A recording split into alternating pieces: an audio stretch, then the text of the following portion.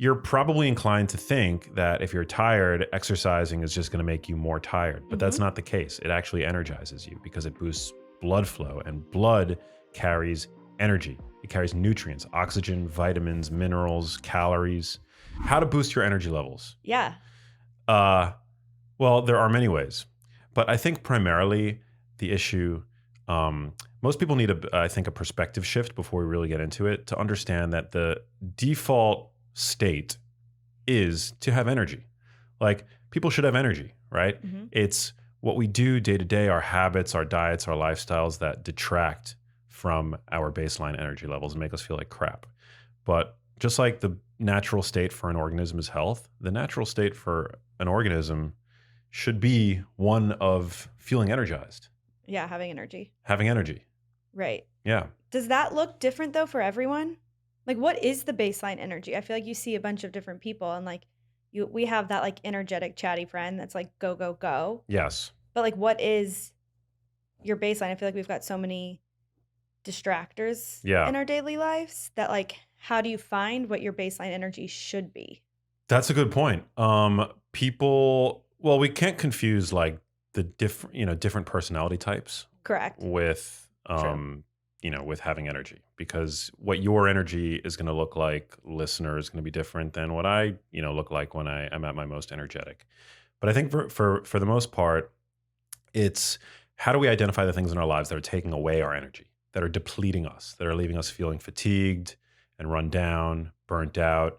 And I think that's super common today. I think that Mhm. is the primary problem for most people, whether it's too much caffeine consumption, whether it's too much alcohol consumption, not enough water, too much stress, too many refined carbohydrates, which can send you on a blood sugar roller coaster. These are all things that can take away from your energy levels, leaving you by mid-afternoon feeling like you need a siesta, Mhm. right? Yeah, Did you like that? I did. Threw in a little bit of A little Spanish. Latin flair always. Um, yeah, so I mean, just to throw my own anecdote into the mix, and then we can get into sort of like mechanisms. I realized that I had a problem with my energy levels until I cut out coffee, and the caffeine in coffee I felt like was short circuiting um, my adrenals, my HPA axis. Like the hormones in the body that really are there to energize you, like cortisol. Cortisol is, in a sense, nature's caffeine.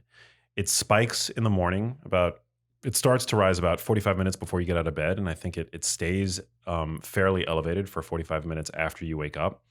And it's really there to help you seize the day. It's part of what it's doing. It's liberating stored fuels, fatty acids, sugars, and things like that. So you really don't need that morning cup of caffeine in the sense that your body is producing, your adrenal glands are producing their own caffeine for you. And what we do too often is immediately what we do. We go downstairs, we make a cup of coffee, we pour caffeine into that hormonal milieu.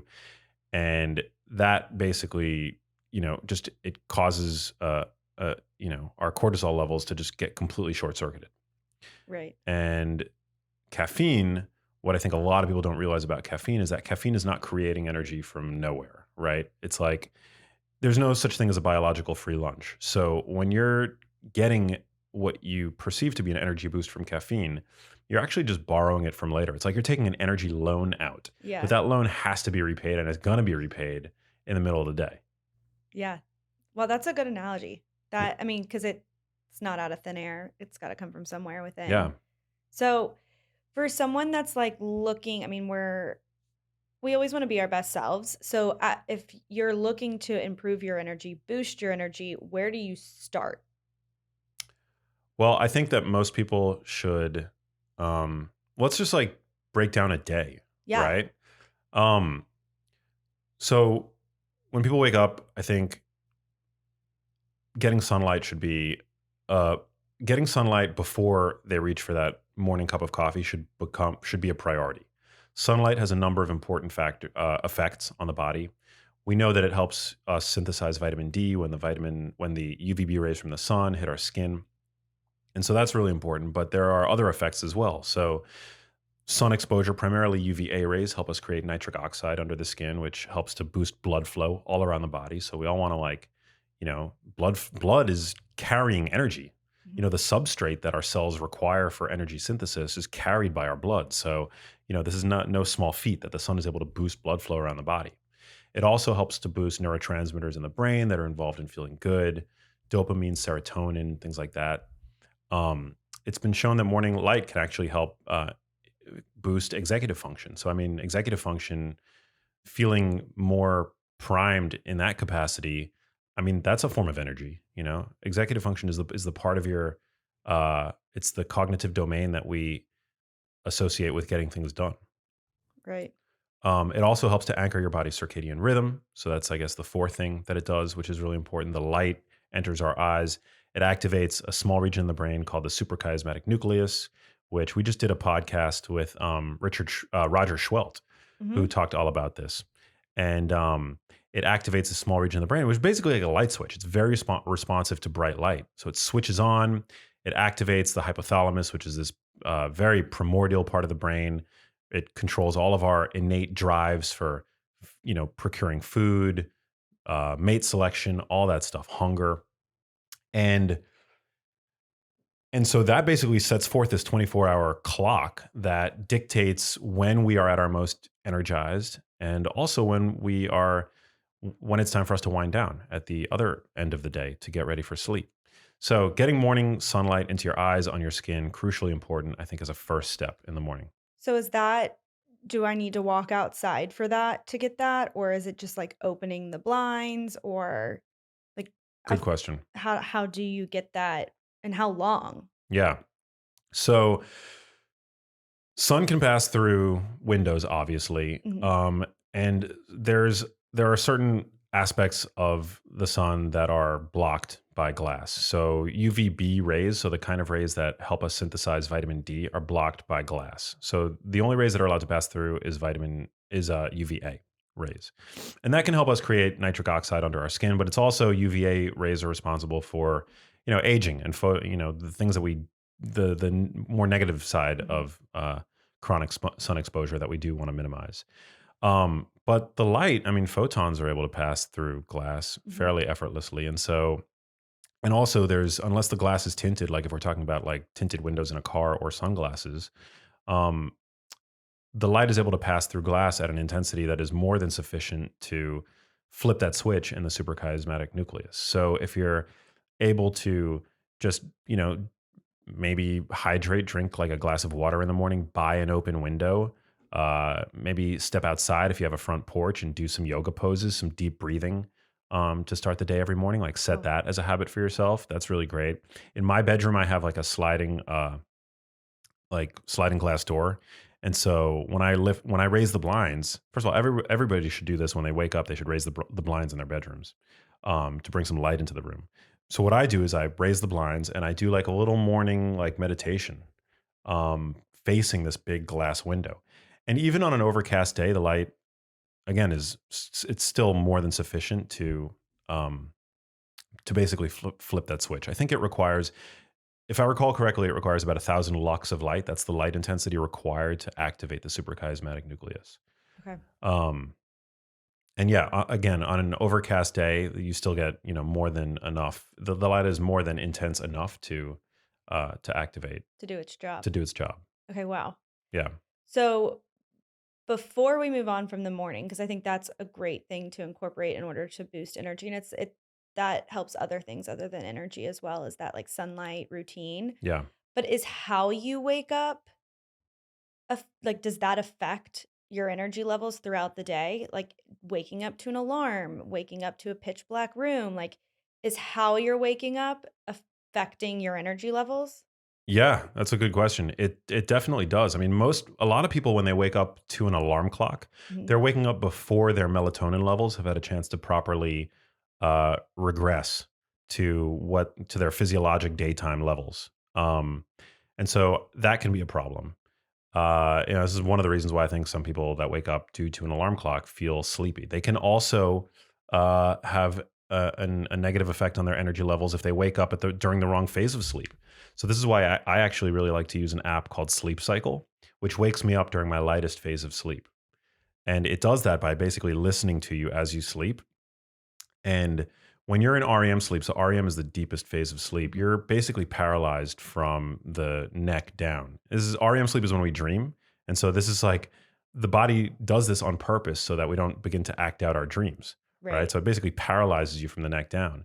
And so this app, it's so ingenious, and I have no affiliation with this app, but it listens to you and you give it a sort of half an hour window of, before which you intend on waking up. So if you want to wake up at 7 in the morning, for example, you say 7 in the morning, and then it will wake you up from 6:30 a.m. And you can shorten that window if a half an hour seems like too much to you, but it'll listen between 6:30 a.m. and 7 a.m.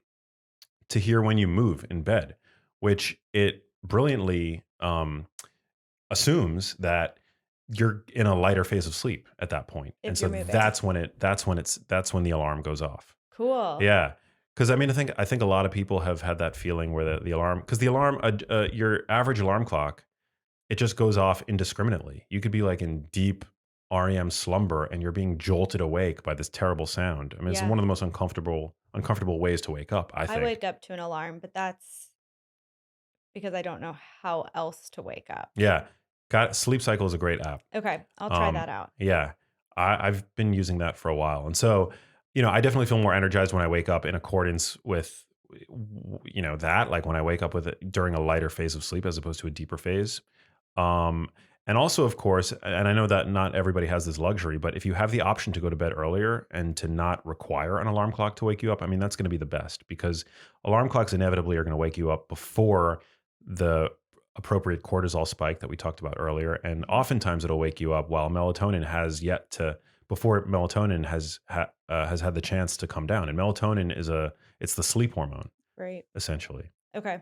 So that was a really great question. Making sure that you wake up in a way that does the least harm to your energy levels. Okay. So we're going to attempt to wake up naturally, get some vitamin D in our eyes, on our Yeah, skin, minimize coffee first thing. And then what? Do we rush to the gym I mean, I think you look at your entire day and you're striving for consistent energy throughout the entire day. yeah. So what would be the best next step to keep that energy level, Going. yeah, going? Um, so well, first off, I think you should also hydrate. That's really important. Even Okay. mild dehydration by about 1 or 2% can compromise good cognitive function. So you want to make sure that you're hydrating. Sleep is also a dehydrative event.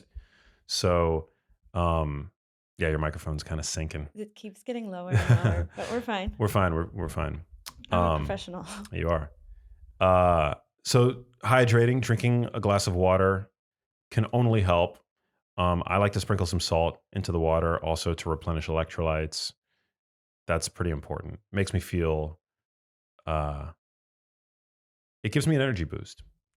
Actually, if you consume a fair amount of salt before a workout, I mean salt really helps There to were Yeah. I mean professional athletes, and I don't know anything about sports, but I do know that they take sometimes salt tablets. Yeah. Have you heard this? Yeah, I have. Yeah. So, But that's pretty yeah, cool. interesting. Wow. Okay, cool. Salt's really important for energy levels. What I feel like I read somewhere about the impact that water has on cortisol when you wake up, like drinking water and cortisol. And I am going to misquote this because I can't fully remember that, like, drinking a glass of water when you first wake up helps to lower your cortisol levels. Have you heard of that? Have you read that? Not familiar with that. Okay, I do know cool. that light exposure can help. Can help Yeah. because you want to lower your cortisol levels. Well, it's not necessarily, I mean, cortisol is not bad. It's not Right. necessarily that you want to lower it, but, I think that sometimes people can bring their cortisol levels up too high. You have like your Mhm. natural physiologic expression of cortisol in the morning, but then, whether it's lack of appropriate sunlight or too much caffeine, people can kind of short circuit Right. that system, which um, our hormones are very powerful. Mhm. And so you don't really want to uh, push any particular hormone into supraphysiologic levels, or into a supraphysiologic range, because, I mean, you're bound to have downstream unintended effects. Um, Right. So that's one of the reasons why I think getting morning light is so important. There was a study that found, I believe it was by 10 or 15% or something like that, that morning light actually could help reduce morning cortisol levels. So Okay. That's good to know. And I'm going to find that study because I want to max fact check it. yeah, I'll be PBET. yeah, But okay. it's important. So hydration, sunlight, waking up properly. Yeah. Eating something that again is not going to screw with your energy levels too much. I think many people, what they do, they wake up in the morning, they eat a bowl of commercial cereal or oatmeal. Usually it's like the instant variety that has, you know, oftentimes has added sugar, um, glass of orange juice, sugar in their coffee. Before noon, they've had 50, 60 grams of carbohydrates, usually from high glycemic refined Hmm. uh, carbohydrates. So that can definitely send you on a blood sugar roller coaster, which I'm not one of these people that thinks that, you know, the occasional blood sugar spike is of any consequence. I mean, it can actually be helpful, but I mean, if you're just eating refined carbohydrates all day long, I mean, this is going to do, you know, only negative things to your energy levels. Hmm. A lot of people will experience reactive hypoglycemia, and the reason that this happens is that insulin is secreted by your pancreas to basically remove sugar from your blood and shuttle it into your muscle tissue, your liver cells, but it's a blunt instrument. So your pancreas never secretes the exact amount of insulin required to do the job.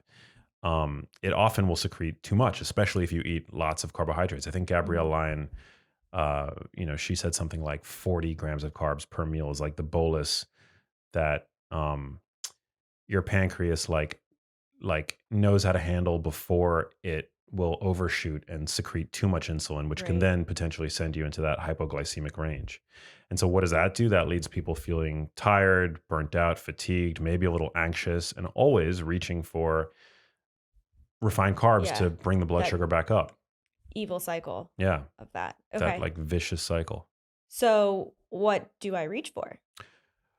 I think generally protein and fiber and Okay. maybe some healthy fats, always a great option. Okay. And this is just a general guideline, general template. If Hmm. you're going to work, that will work perfectly for you as like your pre-work meal. Fiber, protein, fat.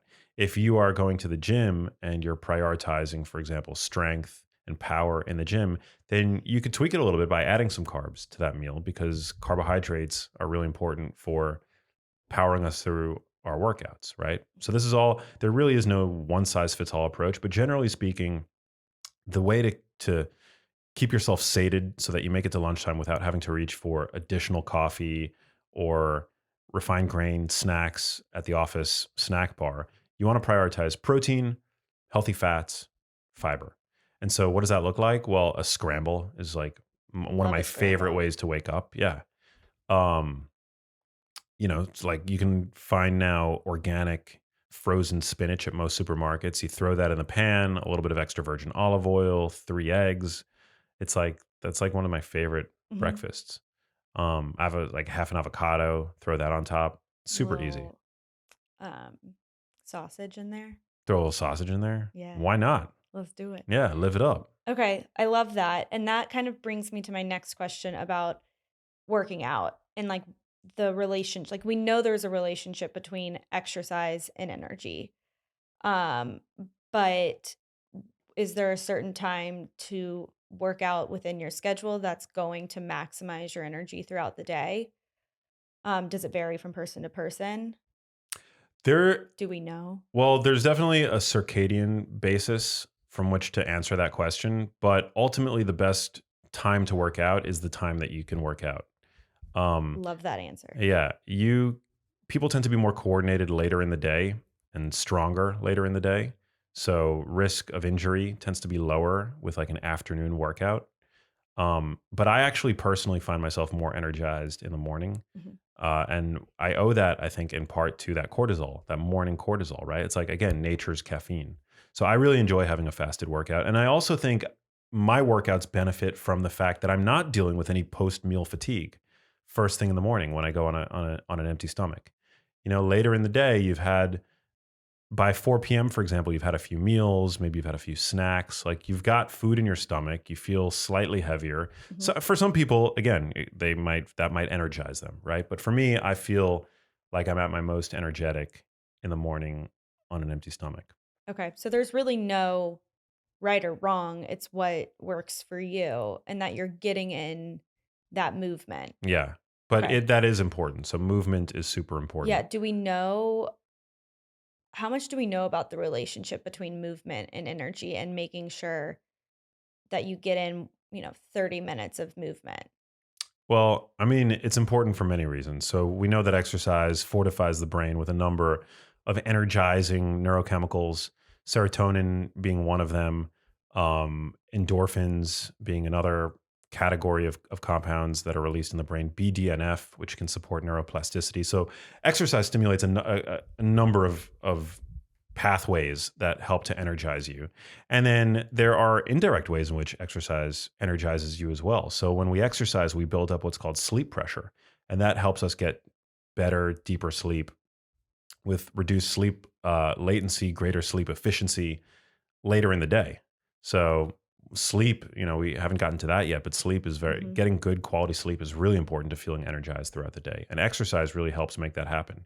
You could almost think of it like this concept of inertia, a body in motion wants to stay in motion. Mhm. So if you're moving all day and you're exercising, you're going to feel more energized. Whereas if you're sitting on the couch all day like a sloth, then you're not gonna feel energy. You're not gonna want to go to the gym. I mean, I don't necessarily have like science to back that, but that's subjectively how I feel and how I know that many people feel as well. You gotta get your butt up and moving, and Mhm. it's that cocktail of neurochemicals. It's the blood flow. That's what is going to keep you energized, and it's going to help you sleep better later in the day as well. Yeah, love that. So that kind of brings us to the worst part of the day, depending on how you see it, but worst part tends to be like less energy. So that midday, Yeah, slow moving energy, feeling depleted and like wanting to kind of make sure that your energy levels are staying consistent. Um this is a two-part question. Is there anything you could do in the midst of that happening? It hits 2 PM, you've had a good lunch, you've thought you've done everything you can do, but that midday slump has hit.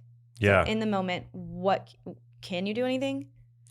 I think a lot of people will then reach for caffeine, which definitely don't want to do, Okay. especially in the afternoon, because that can affect your sleep. Caffeine actually acts on the brain similarly to bright light. So it has a circadian and training effect, which it's called a phase shift, where it can actually make your brain think that it's morning when it's really the afternoon. And so it can just completely dysregulate your circadian rhythm. So you want to try as hard as you can to avoid that midday caffeine.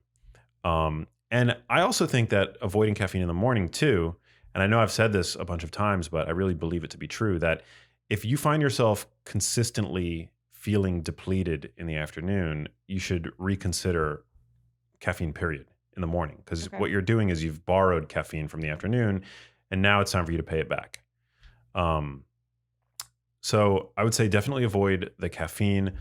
Focus on hydration. Maybe you're a little depleted in that sense. Maybe you should, maybe consider like an electrolyte beverage or something. Like throw some salt in your water. Or we love Element. We drink Yep. Element Love it. every day for the most part. Um, Definitely don't go and reach for sugary snacks. I know a lot of people do that, but maybe something that's going to keep your blood sugar balanced. Give you a little bit of an energy boost, but without spiking your blood sugar too dramatically. So, a handful of nuts, maybe some low sugar fruit like blueberries, Mhm. that can definitely help. Yeah, I mean, again, I think it's like a process of elimination, like looking to see what it is that you're doing that is causing this sort of depleted state Yeah. in the afternoon. What about I'm gonna circle back kind of to movement because I mean, when we work together in the afternoons, we love an afternoon walk. A, Yeah, we do it outside, yeah. and then B, it's just moving.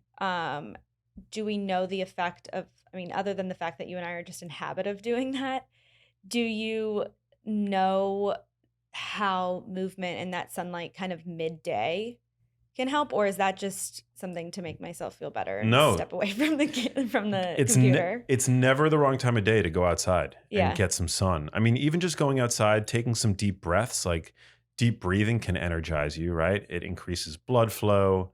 Um, you can actually, I mean, by deep breathing, you can actually get your cortisol to spike a little bit by almost stimulating a stress response by breathing deeply. This is Yeah. actually part of how the Wim Hof method works. We just had Yeah. Wim Hof on the podcast, and you basically can coax your body into a stress response. Now, you don't necessarily want to do this if you're chronically stressed out, right? But if you're feeling really depleted and you need to summon energy, almost like as a, break glass in case of emergency Mhm. measure, you can actually practice deep breathing. And what you do is essentially you're boosting blood flow, you're increasing your heart rate, you're energizing your brain. So I think that's one really great way to do it. You can also go outside, get some sun, or even if it's afternoon sun, Mhm. that'll help reinvigorate your brain.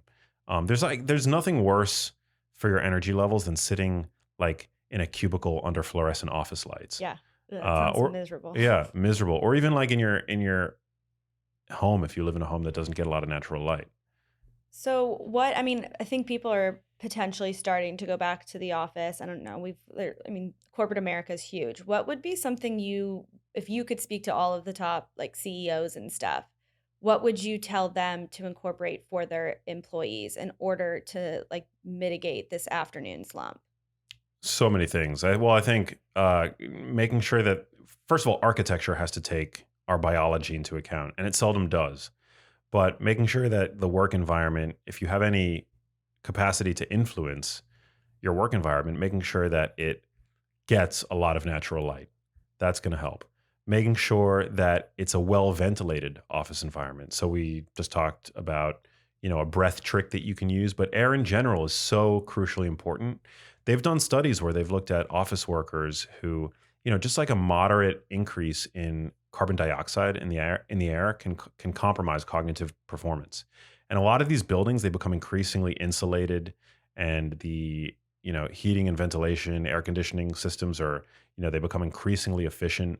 And so carbon dioxide levels go up. This can be really a problem. Yeah. And in fact, there's this Scary. phenomena called sick building syndrome, where people actually they have like these mysterious symptoms that are attributed to the work environment, lack of appropriate natural light, recycled air, the off gassing of furniture and products in the work environment, all kinds of volatile organic compounds that are not good for you formaldehyde, phthalates, in the dust, Mhm. BPA, you name it. So, making sure that the office environment, lots of light, well ventilated, opportunity to move the body. So, I mean, I don't know how many offices actually have this, but they now have treadmill desks Mhm. that I think are great. Like I have a standing desk, but I mean, you can still be standing doesn't necessarily it isn't necessarily synonymous with movement, right? Yeah. But a walking desk like a treadmill desk can be a great alternative if you're in the kind of office that would facilitate that. Can we facilitate that? I'd be super down. Can Well, my cheapasing? my brother is a software engineer, and he spends all day like on his computer. And I've told him to get like one of these desks because he has a standing desk. And so I feel like many of these standing desks are it's very easily you're very easily able to like retrofit them with Mhm. these like cheap treadmills that you can find on Amazon. Wow. I don't know There's how. also the bikes. Have you Yeah, seen the bikes? The like desk bikes? I haven't Not seen. like a Peloton, but No. there's also these like things you can add to your Peloton that like becomes a desk. Hmm. I think they sell them on Interesting. Amazon. Yeah, my parents look to get one. Wow. But there's like ways. Okay, that's good. So Yeah. corporate America, CEOs, I mean, listen just up. anything that you could do to get more movement and taking the stairs as opposed to the elevator. It might seem counterintuitive that if you are tired, that exercise can help actually boost your energy levels. Yeah. You're probably inclined to think that if you're tired, exercising is just going to make you more tired, but that's Mm-hmm. not the case. It actually energizes you because it boosts blood flow, and blood carries energy. It carries nutrients, oxygen, vitamins, minerals, calories. And so by exercising, doing anything we can to boost our blood flow, it's going to increase our energy levels. When we're feeling really fatigued, right? We go, I mean, I don't often do it, but you're always like, Max, let's go do like a wall sit Yeah, or love a something. wall sit. Yeah. Yep. So something like that. Yeah. Um, Few jumping jacks. yeah. I think we need to like normalize that movement. Everyone's so like Movement is crunched up at so, their desks. yeah, just sitting. I mean, it literally causes blood to drain from your brain, Yeah. like gravity. Hello. Like it's a thing. It causes blood to drain. And just a few minutes of movement can offset half an hour to an hour of walking. Yeah. I mean, an hour to an hour of being sedentary. Yep. Okay, cool. So we're Yeah. gonna do that. Crucially important. Another thing that I think offices really ought to examine if employee performance is important to them, which it should be, is the snack bar. I mean, so many of these offices, I'm lucky I haven't had a corporate job ever really, or like a traditional Yeah. corporate job. But I've been in offices, right? Because I get to do speaking. I often am able to speak to different companies, and I get to go and see like what they have in their snack bars, and usually it's not no better than like your average vending machine. Right. It's just like it's all bad. It's not Okay. good. So we're gonna replace that with Healthier snacks. I mean, I think like again, like low sugar options, getting rid of the refined grains, maybe adding in some healthy fats. I mean, I'm a big fan of nuts. The only issue is that they're easy to over consume, especially if you're like sitting at your desk. they're easy to fistful. They're easy to fistful, and workers tend to be seated at their desks, and so they're working while they're eating, so they're distracted, which we know can lead to an increase by about Mhm. 15% at least of calorie consumption. Right, when we're eating mindlessly, we're just shoveling whatever it is into Yeah. our face. Right, we're not really thinking about it too much, Mm-mm. and so nuts are a big problem in that regard. Um, so, we actually, I think like nuts in the shell could be a great way to kind of like slow your roll with those things. We were just, you know, Munching on some pistachios. pistachios. Yeah, those are great. They were delicious. Um, other snacks like cheese sticks, I think could be great. A great option. Greek yogurt, all good. Beef jerky. There's a Mhm. number of great beef jerkies now that are out there that are lower in sugar than they had been in the past. Um, So yeah, there's a number of great snack options. But in general, you want uh, snacks that are going to be lower in carbohydrates, minimal, if any, added sugar. Mhm. I mean, ideally zero, and have protein. So fiber, protein, healthy fats. That's like the magic. That's like the holy trinity right there. Yeah. And we always circle back to hard boiled eggs. Just kidding. I mean, That's the well, ultimate I don't know snack. if you want to eat those in the work environment. I mean, I would not, but who knows? If you That's can my if you can do it ideal. if you can do it discreetly, eggs are great. Like we're big We're fans of big eggs. eggs fans. Yeah. Okay. Before we move on from that midday slump, I do want to touch on lunch. Hmm. And the power that lunch has on keeping your energy consistent. And we just talked about like your lunch should probably contain those foods we just talked about: proteins, fats, low sugar. Um, but is there anything you should be doing during, and we're talking about the work day because unfortunately the majority of our days are work days, but what should you be doing with your lunch hour to keep that energy consistent, if anything? I mean, is it just the movement, sunlight, is there anything If you have the else? option to go out for lunch, I would say do that. Too many times, we glorify being busy, so we love to eat our lunches at our desks while we're working. We work in these companies that praise productivity by any means necessary, Mhm.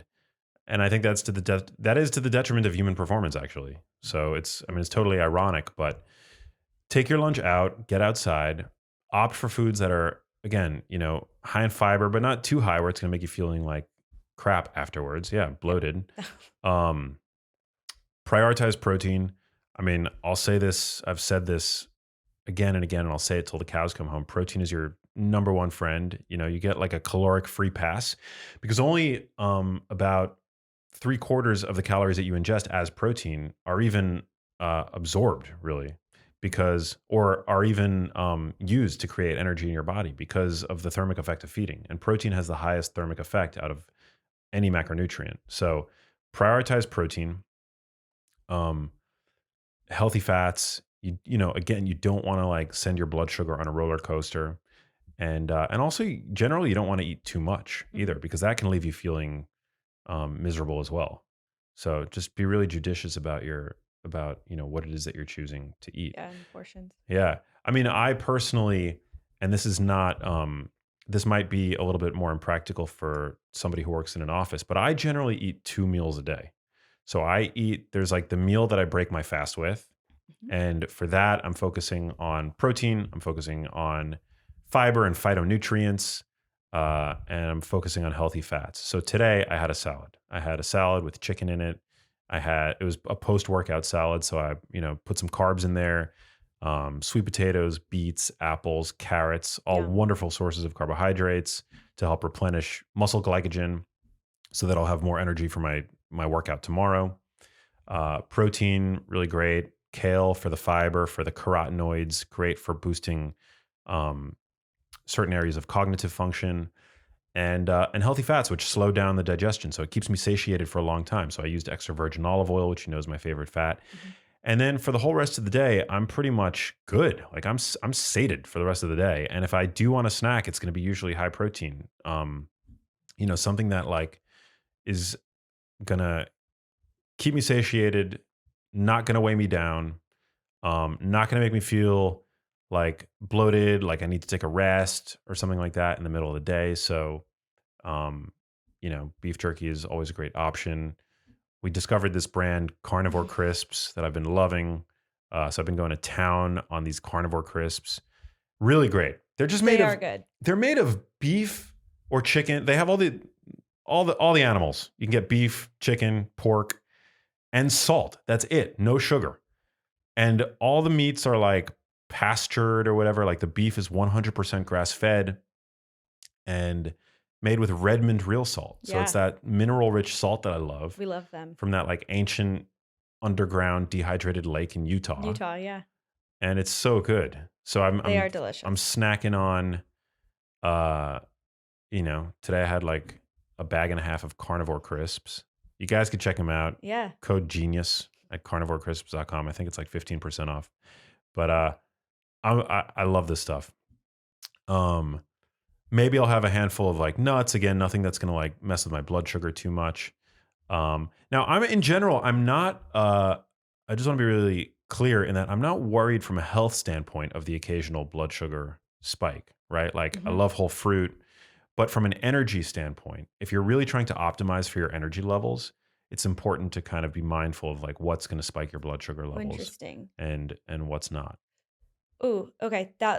So where to have optimal energy, where should you fit those fruits in that like natural sugar? Yeah, generally the post-workout window because Okay. in the post-workout window you benefit from what's called insulin independent glucose uptake. So generally, if you consume carbohydrates, glucose yielding carbohydrates, your blood sugar is going to go up. Sugar in the blood is inherently toxic to some degree. And so your body works really diligently to bring the blood sugar back down. And it does this by releasing the hormone insulin from the pancreas, which helps activate like a lock and key scenario, receptors on the surfaces of your muscle cells, of your liver cells that basically allow glucose to flow into the cell.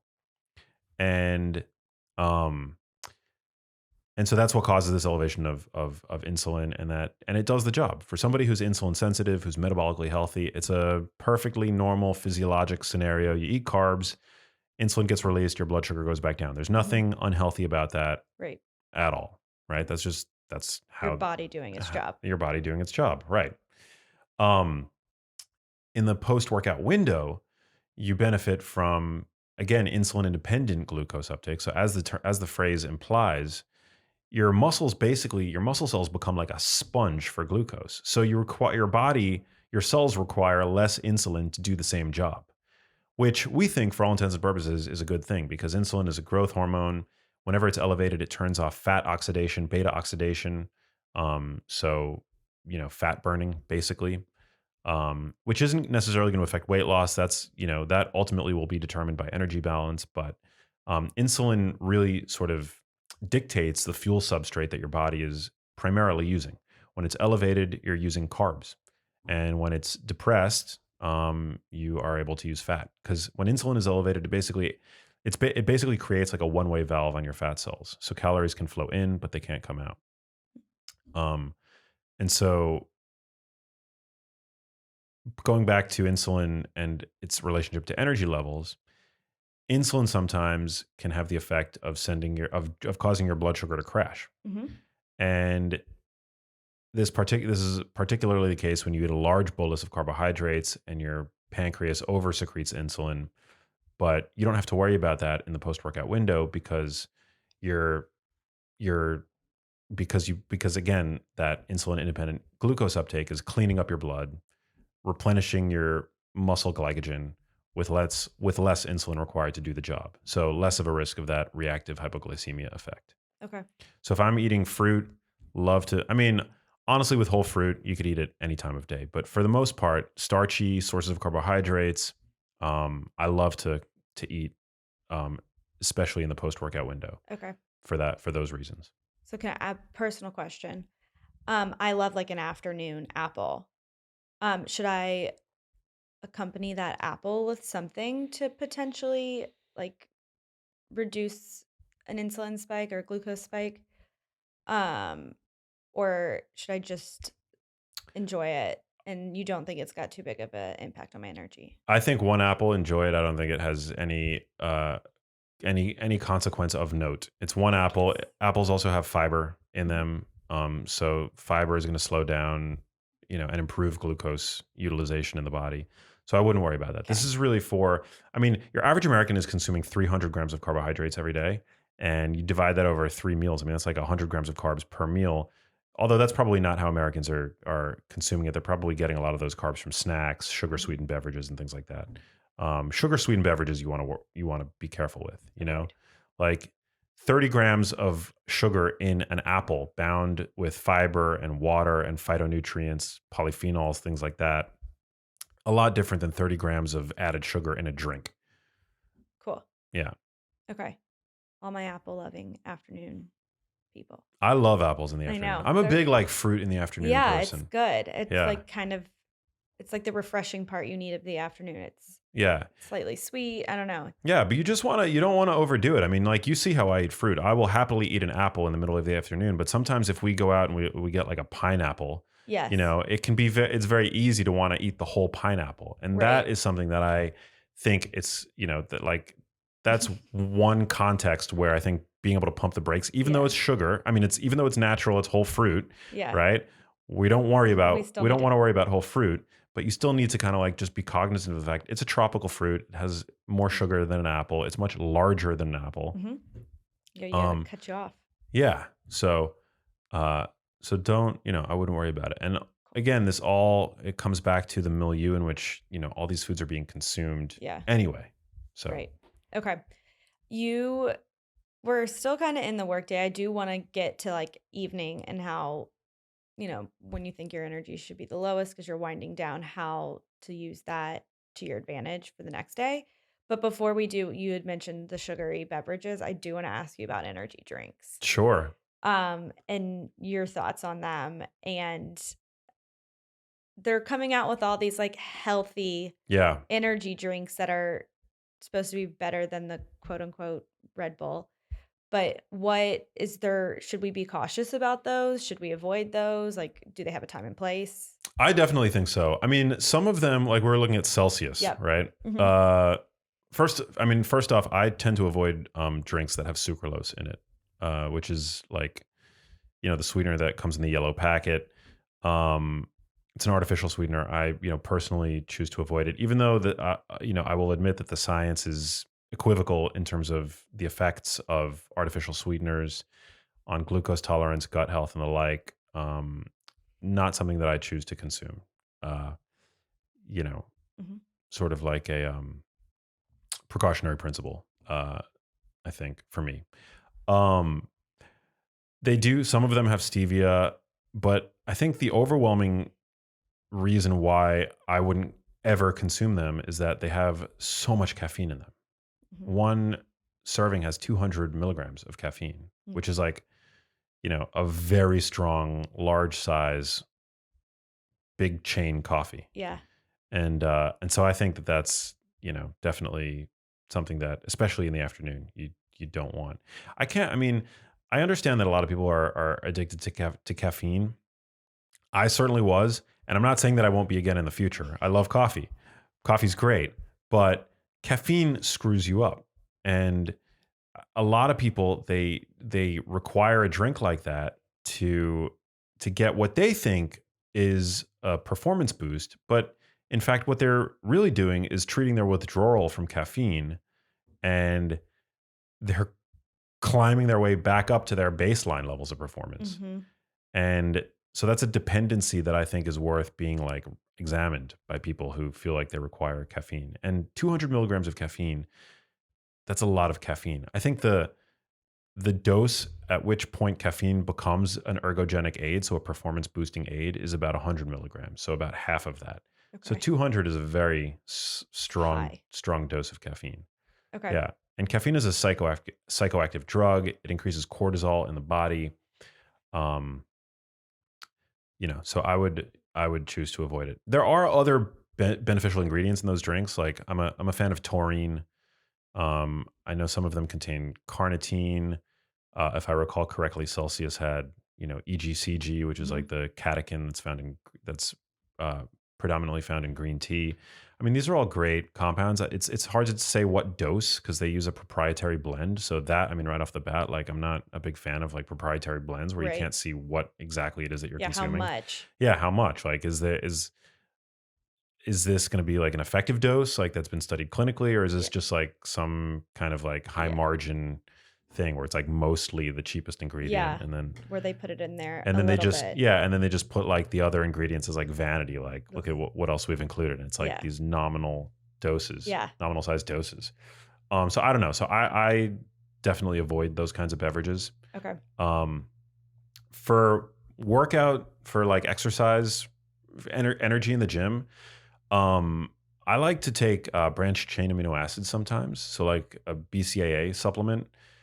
Um, those have been shown to boost endurance in the gym. So I mean, I'm a fan of the occasional BCAA shake that I'll take to the gym and just sip on in the Mm-hmm. peri workout window. Also, if you're working out, carbs, eating carbs in the peri workout window could be potentially helpful.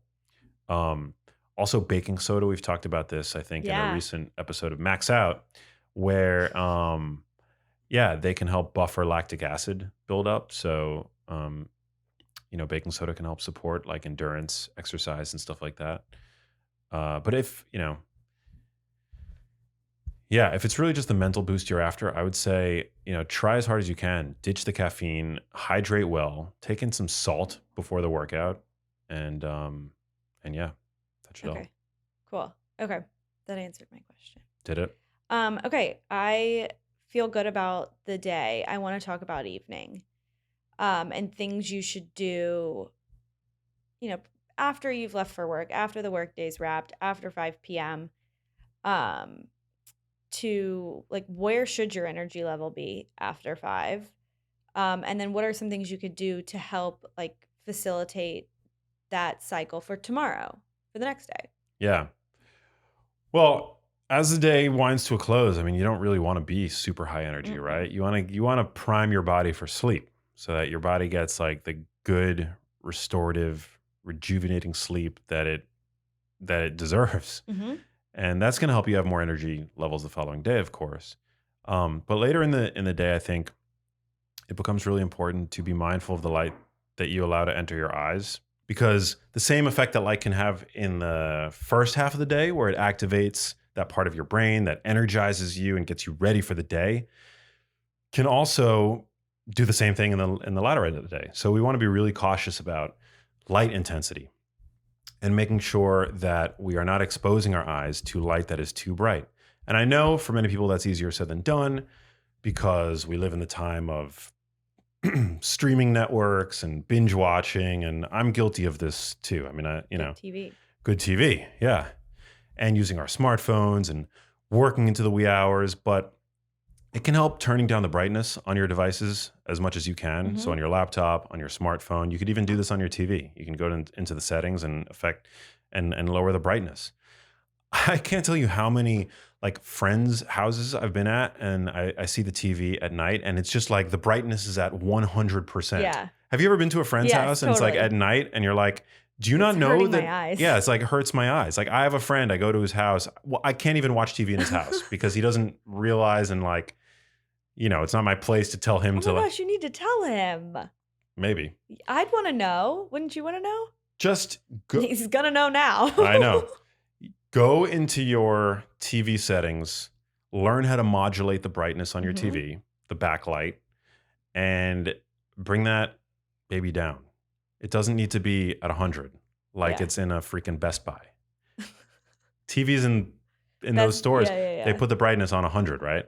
Because Yeah. it makes them, I guess, more attractive. Um, so lower the brightness on your TV. You could also do this on your phone. You can also set your phone so that it removes all blue light and it goes red, Yeah, you basically. showed us that hack last time where you Yeah, like double clicked it James Bond style. it's super effective. Super effective. Triple click. Triple. Oh, Yeah. pardon me. Um, that's really important. Making sure that you're eating foods that are satiating in the latter half of the day, also important. Dinner.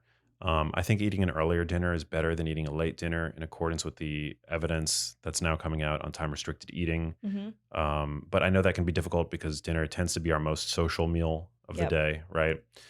Uh, but I think from like a light standpoint, getting ready for bed, I think that's the most important thing. Is like the Okay. light. Yeah, To help with that good quality sleep for that next day. yeah. Okay. So all of these tips were incredibly helpful. Just kind of walking through the average day.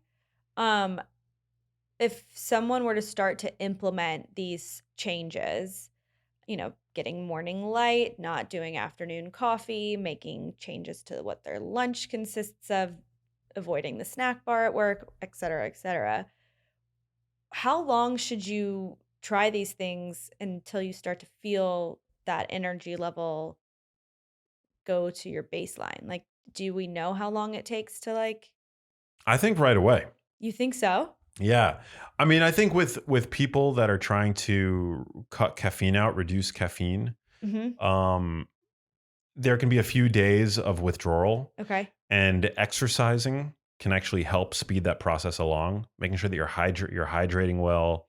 But exercise can really help with caffeine. There was a study that showed that. Cool. It was a while ago. I forget the details of the study, but it was a randomized controlled trial where they took people and they got them off of caffeine for the trial. And those that exercised, they got over that hump a lot sooner and more effortlessly, Okay. like with less suffering Yeah, I know. involved. Always want to like give people time to like be patient with themselves. Like Yeah. these are changes that, but I feel like that's encouraging. Hmm. So, Yeah. Some people will get headaches. I think doing all the things that we talked about, mhm. sunlight, exercise can all help mitigate that withdrawal process. Okay. Good to know. And it's worth it. And if you miss the ritual, I still drink almost every day decaf Mhm. coffee. I buy Swiss water processed decaf, decaffeinated decaf, which is the best way to buy. Yeah, they use a Swiss water process to decaffeinate decaf as opposed to chemicals. To decaffeinate decaf. Yeah. Okay. I think I Um, got it. yeah, it's way better. It tastes better. Okay. It's got the full flavor profile of regular coffee. Yeah. Um, and of course, coffee. Other than the caffeine, um, has a number of health benefits. It's a Mhm. good source of soluble fiber, various phytonutrients, chlorogenic acid, caffeic acid. So coffee I think is like in general a healthy beverage, but I think caffeine can be problematic. And here's the thing: if you love caffeine, because again, I really like caffeine. I'm not saying that you can't bring it back in, but at least giving yourself a break from it for a period allows you to bring it back at the minimal effective dose. Right. So if you're somebody who needs 400 milligrams of caffeine a day to feel energized, you know, first of all, that's unfortunate, right? Like that's a lot of caffeine. Yeah. Try to get yourself off of it and then come back at maybe like, 50 milligrams or something like that and see how Okay. you feel. Okay. We could try it. Maybe. Yeah. 2022. Um, Anyone want to join me? I don't know. maybe we could do like a caffeine I free know I just challenge. love it, but I feel like it should be something I try. I love it too. So, Yeah. Okay. All right. I'm Those are I now do like I think I'm like maybe twice a week I'll have a little bit of like caffeinated. caffeinated. Yeah. But I it really feels euphoric now when I have it. It's like you're on drugs. Yeah, pretty much. You're wild. Yeah. No, I love it. I love it. It's awesome. And maybe again, like one day, maybe 6 months from now we'll be doing a podcast and I'll be fully caffeinated again. Fully jacked up. But I'm definitely like I stand by like this my decision to like yeah, at least for the time being cut it out and get to know my own baseline energy levels. Because Okay. going back to what we started, this episode with, I think the problem that most people experience with their energy levels, if you're listening to this and you feel fatigued all the time, you don't have the energy that you think you ought to have, well, you examine your diet, your lifestyle, and look at the factors. Try to identify the factors that are depleting you, that are taking away from Mhm. your energy levels, because that I think is what it really is about for most people. It's not that there's a deficit of energy. There it's that too often we live in a way that just leaves us feeling Right. like burnt out. It's leaching our energy. Yeah. Stress. We didn't even talk about stress, but No. chronic stress is massive. It's such a big problem. It Yes. could totally be messing with your energy levels. And whether it's finding a healthy means of dealing with stress, a fun hobby to, pour yourself into, um, going back to exercise. Exercise can be a great way to offload stress. Meditation can be really helpful. Mhm. Um, maybe even getting a pet. Yeah. What's your favorite way to decrease stress? Like, I don't look at you as a stressful person, but like, you have stressful tasks in your life. I mean, you just wrote a cookbook. Yeah. But what's your favorite way to decrease stress, like for Max? I mean, when I feel stressed out, I love to go to the gym. Okay. Because stress for me feels like bottled up energy. And going to the gym, it's like a way to expunge that energy, it's just Mhm. like to like empty the cup. Yep. So I do that. I also love to practice music. So I'll pick up my guitar. I also love to, I'll just go on a walk. I'll just find an excuse to go on a walk. Yep. Even if I don't need anything, I'll walk to the local supermarket Yeah. and find something to buy. Yeah. Okay. Love it. Yeah. I think those are great. Yeah. So Okay. hope that helps Yeah. all you Uh, guys out there. I don't think I missed anything, but if I did, I'll be sure to to put it somewhere. We'll talk about it in the next episode we'll hit it at some point. in the comments or Let us something. know.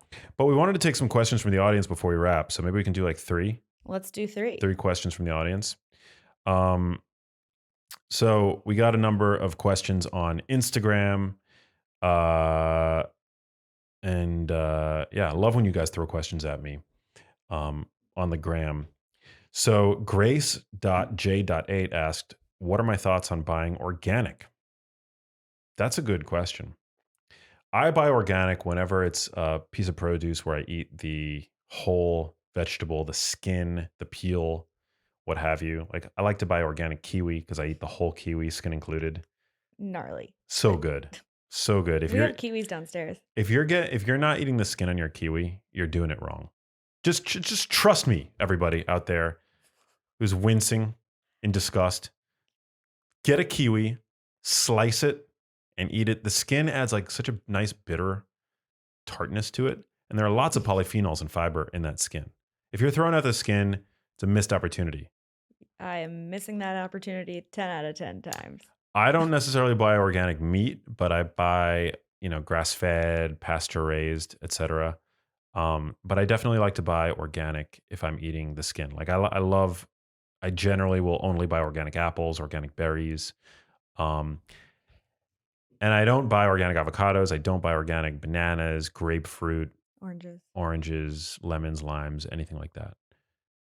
And organic, it's really hard. There's so much money in the agricultural industry, but there have been a number of meta-analyses that have come out showing that organic produce has higher levels of polyphenols in it, like plant defense compounds, which makes sense, right? Because the plant hasn't had its defenses usurped by by industrial chemicals, right? And that's not to say that organic doesn't have their own forms of organic approved pesticides and herbicides. They Mhm. do, but but generally that's what these meta-analyses show, that polyphenols and various antioxidants are higher in organic produce. Is the nutritional value higher? Not clear. Vitamins and minerals and stuff seem to be across the board fairly even. Maybe organic will have higher levels, but then you'll find conventional having higher levels of a different nutrient or something like that. But generally, I buy organic because I like to minimize my ingestion of industrially produced, petroleum-based, synthetic pesticides and herbicides. Yeah, those are some gnarly words you just threw out. Like, Yeah, just like, yuck. yeah. I Yeah. just I want to consume as little as possible. That's just me. Um, Just me, just yeah. Max. Uh, oh man. Yo Ray Ray asks, best source of omega 3s, both food and supplements, please. Best source of omega 3s. Well, I love fish oil. So I try to get 2 grams of combined EPA and DHA, which are both omega 3s, from fish oil every day. I don't worry about my omega 6s. That wasn't the question, but omega 6s are another type of essential fatty acid. Those usually you find in, for the most part, anywhere you find omega 3s, but also in nuts, seeds. Um, Processed foods tend to be rich in omega 6s because of the abundance of linoleic acid used to produce them, which is found in very high concentration in grain and seed oils. Um, but yeah, fish oil is a great supplementary source. And then from a whole food standpoint, omega 3s, for the fatty fish is really the best source. And then you get a smaller amount, but still, I think, significant in grass fed beef, in eggs. Um, I think that's pretty much it. Yeah. If you're vegan or vegetarian, algae oil is a good, supplemental option for you. MJ Zim asks, when is our next Mind Pump collab episode? Well, we just put up an episode with Mind Pump Sal DiStefano. So if you haven't yet listened to that, you can go and find that in the feed. We did it around the holidays. It was how to avoid holiday fat gain, but principles there that are applicable all year round. So if you haven't yet listened to that, Mind Pump Sal on the podcast, I think it's like episode 207, maybe Yeah. something like that. 207. 207. Hmm. Yeah, Um, it's a good one, guys. it's a good one, and I'll be back on the Mind Pump on their show soon enough. I think probably to promote the cookbook, if not sooner. Cookbook. Yeah, Genius Kitchen. Order it now. Pre-order on Amazon or wherever you get your you ever get Local your books. bookstore. You can go to geniuskitchenbook.com. We also have bonuses. So if you go to Yeah. geniuskitchenbook.com, you can get a free guide, 15 daily steps to lose weight and prevent disease. Yep. Definitely get that. It's a free ebook that I wrote. You get it by pre-ordering Genius Kitchen. So right there, you're getting some epic bonus content. You also get 12 recipes that are not in the book, 12 additional bonus recipes. And then you get this other ebook that I wrote that I'm really proud of it's called My Citizen Scientist Handbook, which is basically like how to read. It's a guide that I put together on how to read scientific literature and how to sift through the jargon that you see Yeah. usually when trying to interpret a scientific paper. So I think it's a really great overview in terms of helping bolster scientific literacy. So again, if you go to geniuskitchenbook.com, pre-order my new cookbook, which is loaded with beautiful photographs, epic recipes, a guide that helps you, better understand what to buy and what to avoid, how to avoid foodborne toxins and the like. So much good information in it. Geniuskitchenbook.com, you're going to get all those free goodies. So definitely go and check that out. Let's take one more Yeah, one more. question. Wow, there's so many good questions. You guys are awesome. So Sydkel6, Sydkel6, Love a Sid. love a Sid, asks best whey protein. Ooh, I like that. Love a good Sid question. Yeah, I love a good If I Sid do say question. so myself. I like the brand that I use and have no financial affiliation with them. Muscle Feast. I've been using them for a while. I order it on Amazon. It's whey protein isolate, and it's from grass-fed cows. Whey protein isolate, the health effect of the cow being grass-fed on whey protein isolate marginal, Hmm. because that really primarily is going to affect the fat in dairy, which there's very little fat in whey protein isolate. But I like to know that the cows are being treated well. Yeah. And so the fact that the cow is 100% grass fed, that's something that matters to me. Um, but in general, the protein is great. It's a very like pure protein, tastes great. Hmm. I think maybe a little too sweet. Some of the flavored versions, I agree, a but little too I'm a sweet. vanilla, Yeah, unflavored potentially. I like unflavored. Yeah, generally. So actually, the last version that I bought from Muscle Feast was unflavored Yeah. because I just like these like overly sweetened whey powders to Hmm. me. I just don't. Yeah, I'm not so Yeah. into them. Especially because I tend to drink them by themselves. Like I don't mix other I know things we use protein powder in a different way, like because you like to make them like with smoothies. smoothies. Yeah, yeah, Yeah, yeah. I just with drink thick it by girls. itself. Yeah, Yeah, thick girls. thick girls. um, Yeah, so that's what I go for. But generally, like, I'm agnostic to brand. I generally like whey protein isolates, and I always look to see what they're being sweetened with. So I avoid, as I mentioned, sucralose, aspartame. I avoid personally artificial sweeteners. I like, there's like this whole new crop of whey proteins coming on the market because traditionally, like fitness people, bodybuilders wouldn't, they don't care, right? Right. Like if it's sucralose or what have you, as long as it like, if it meets your macros, like that's all that Yeah. bodybuilders tend to really care about. But now there's this new crop of whey proteins coming on the market that are much, that have like sort of wellness, I think, in mind. They're catering to a more discerning consumer, and so it's pretty easy these days to find stevia sweetened or monk fruit sweetened Hmm. ways. So that's what I tend to go for, and I tend to also buy vanilla or like the unflavored Yeah. varieties. Hey, if you like that video, you need to check out this one here, and I'll see you there. Mouth breathing in and of itself is not a bad thing. I'm breathing through my mouth right now when I'm talking. I breathe through my mouth when I laugh, sometimes when I eat. That's all fine, but it's chronic habitual mouth breathing that is so bad for our health.